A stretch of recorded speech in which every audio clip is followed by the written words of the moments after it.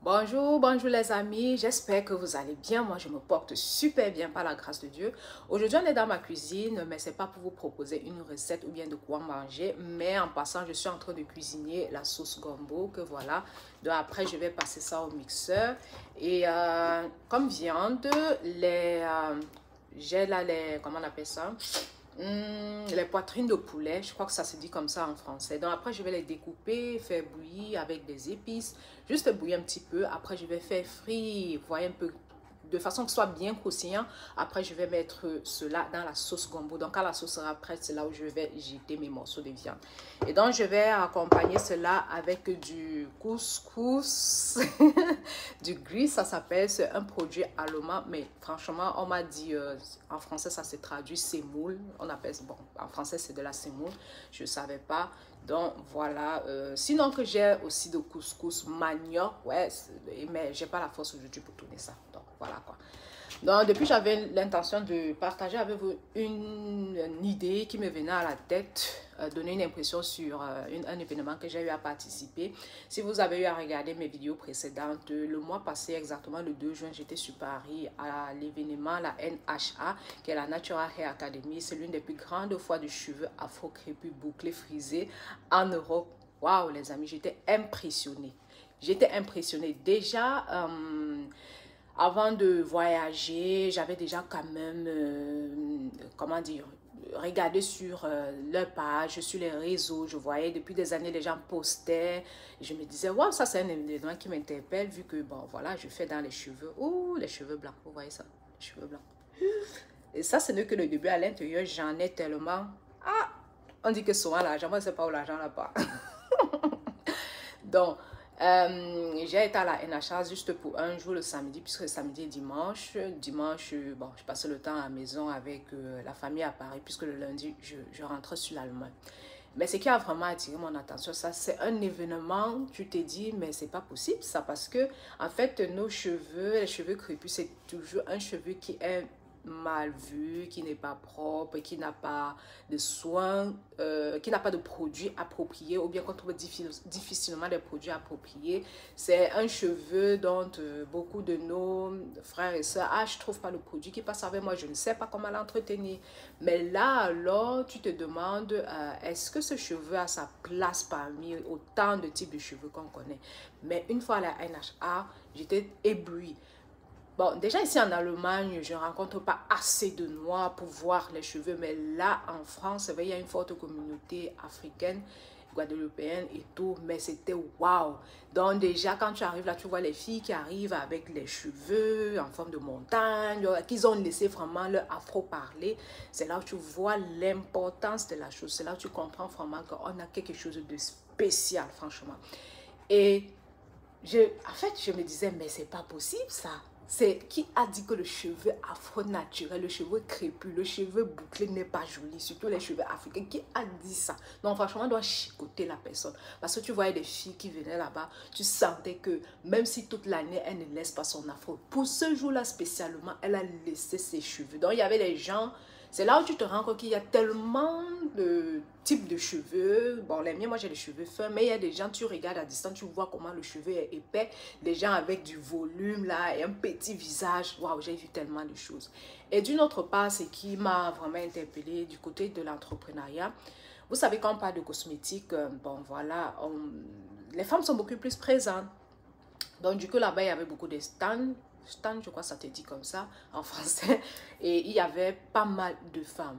Et je me dis, waouh, ça c'est super bien de voir les femmes qui se démarquent, de voir les femmes qui se lancent dans l'entrepreneuriat, de voir des femmes qui font des choses merveilleuses, de voir des femmes qui utilisent leur talent, de voir des femmes qui mettent en valeur le cheveu crépus, de voir des femmes aussi qui...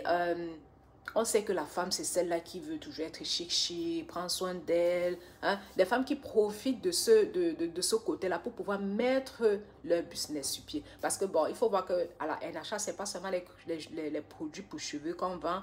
Les produits en fait, on vend des produits ou on présente en général les produits de cosmétiques, c'est-à-dire les produits pour la peau, les produits pour les cheveux, déjà dit.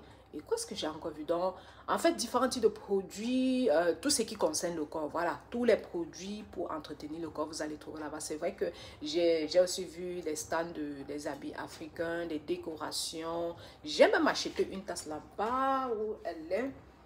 Je n'ai même pas encore utilisé. Mais là, regardez ça. Vous voyez, ça c'est génial. Ça c'est tellement génial. J'étais avec une amie, on a ramassé. Elle a pris 3, je crois, et j'ai pris une tasse. Waouh, donc ça, j'attends quand l'hiver va arriver, ça sera ma meilleure tasse pour boire mon thé.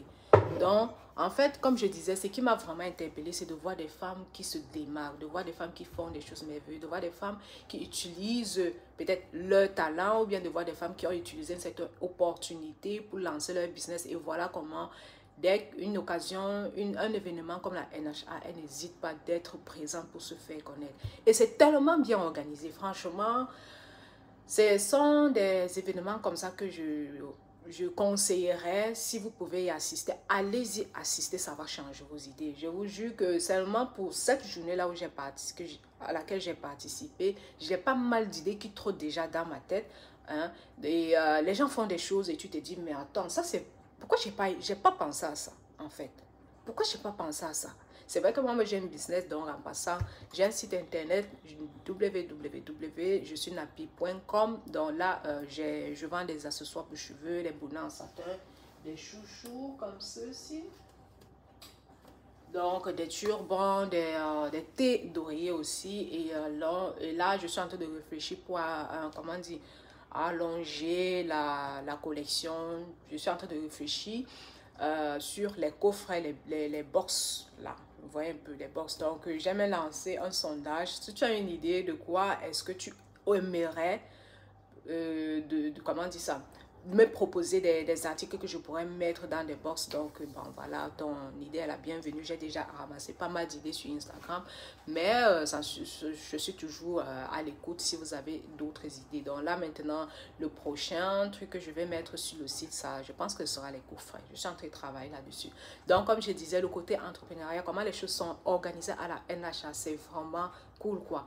Il y avait tellement de marques que c'est là où tu te rends compte que, mais toi, si tu ne trouves pas un produit pour tes cheveux, c'est que tu n'as pas cherché. Sincèrement, et toutes ces marques-là sont sur les réseaux sociaux. Instagram particulièrement, oui, parce que bon, moi, je suis plus sur Instagram. Toutes ces marques-là sont sur Instagram. Donc, si quelqu'un, aujourd'hui, en 2024, dit, je n'ai pas trouvé un produit pour mes cheveux crépus afro, je dis, franchement, tu as mal cherché. Je peux encore comprendre que quelqu'un me dise que je n'arrive pas à entretenir mes cheveux, je ne sais pas comment faire. Là, je peux comprendre parce que tu peux avoir les bons produits et ne pas savoir comment t'en sortir. Mais déjà, il faut savoir qu'il y a tellement de produits sur le marché et de tellement de bons produits que franchement, tu as même seulement l'embarras du choix. J'ai pris quelques produits là-bas. Bon, malheureusement, je suis à la cuisine, mais j'ai quand même présenté ça sur l'une de mes vidéos. C'était miel. J'ai pris miel. J'ai pris WAM Cosmétique. J'étais aussi chez Aromazone. Bref, c'était chez WAM Cosmétique. C'est parce que j'avais déjà eu à travailler avec eux. Franchement, les produits sont top.